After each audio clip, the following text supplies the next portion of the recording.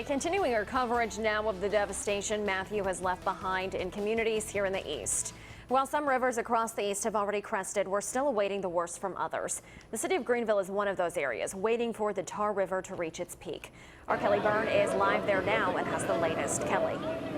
Yeah, Maria, and I'm by the Green Street Bridge, which is currently still closed as the Tar River continues to rise. Now, I want to show you a look at some of this video just so you can see how fast that water is going. Now, the most recent levels show the Tar River at 23 feet. The National Weather Service originally expected it to crest at 25 feet sometime today, but now it's forecasted to crest on Friday. Now, many people say they can't believe how high the river is.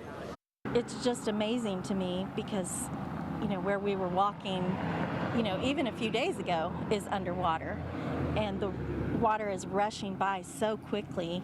You know, I know if anybody gets in that, they're in danger. The Tar River is expected to stay above major flood stage for at least a few days, so it could be several days before the river returns to normal. Now, Greenville is still in a state of emergency, and the evacuation zones remain in effect at least for the next few days. Live in Greenville, Kelly Byrne, 9 on your side. Kelly, thank you so much. Well, the flooding continues in other parts of Pitt County as well, including Grifton. The Contentnia Creek has shut down Highway 11, which connects Pitt and Lenoir County. WNCT's Allie Weatherton is live right now in front of the barricades with the latest. Allie.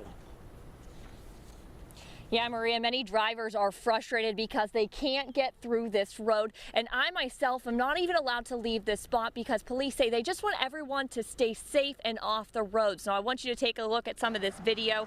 When only one lane was closed, Commissioner Glenn Webb warns residents in the southern part to be on guard and stay safe. We're talking to folks about going ahead and getting out. If they flooded during Floyd, they are probably going to flood during this event. And it's better to go ahead and do it voluntarily, but people need to be decisive and make good decisions early and go ahead and get on the move. Near Floyd levels in Kinston around Friday. Now, it took me more than 2 hours yesterday to get from Snow Hill to Greenville. So I know a lot of people are having to go through detours and other routes. So if you need more information on those detours, head over to our website at WNCT.com for more information. Live in Pitt County, Allie Weatherton, 9 on your side. Good information, Allie. Thank you. Well, meanwhile, the death toll from Matthew continues to rise.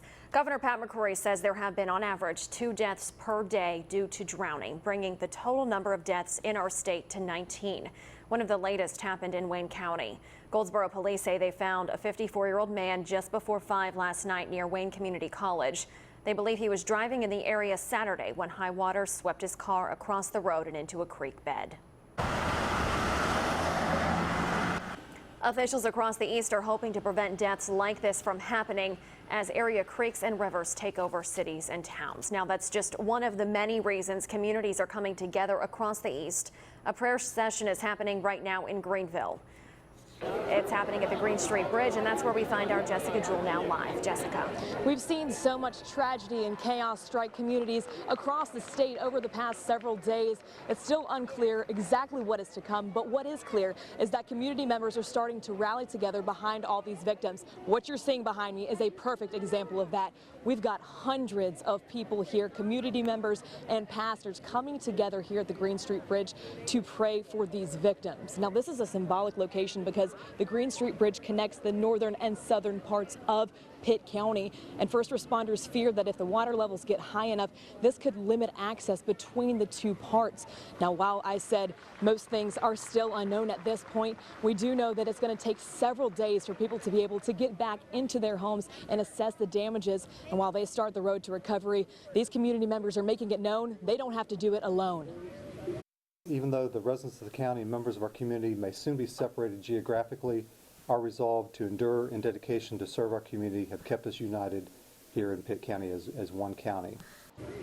There are now 5 shelters open in Pitt County: E.B. Aycock, Welcome, Hope, and Aiden Middle Schools, and North Pitt High School. Now, while anyone is invited to join the community in praying for these victims, if you're able to do more, shelters, communities, and schools need donations for all of these victims. We'll have more on how you can help coming up tonight starting at 5. Live in Greenville, Jessica Jewell, 9 on your side. Jessica, thank you so much. Unbelievable to see all those people. We'll be checking back in with Jessica in about 10 minutes. Well, taking another look at flooding conditions in the east in Greene County, it'll be at least another week before people can return to their flooded homes and businesses. This after the Contentnia Creek crested early yesterday, wreaking havoc on the area. People remain at shelters at the Green Central High School. Meanwhile, emergency crews as well as the National Guard are working to make sure everyone stays safe. There are high-wheeled vehicles to get through the deep water to get our people who are displaced the things they need. The shelter is in need of donations, including food, water, and socks. If you're able to help, you can drop off those items at the Emergency Management Office or at Green Central High School. And over in Kinston, people are preparing for the impact of possible overflow from the Neuse River. A mandatory evacuation is in effect for anyone who lives or works along the river. Community members are helping one another move belongings out of homes and up to higher ground. Meanwhile, it's another nightmare for Bertie County. Flooding there is happening for the second time in just 3 weeks. Over the next several days, many who were evacuated will return to their homes for the first time since Julia.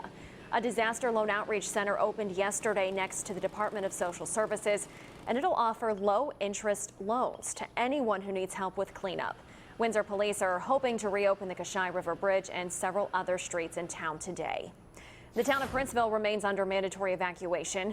This area here was destroyed after Hurricane Floyd 17 years ago. And now the Tar River is dangerously close to overtaking the Princeville Bridge. Some good news, though. Officials do not believe it will rise to 37 feet, which would have made conditions much worse. Officials there plan to keep the state of emergency in effect, though, until they're confident the water won't rise anymore.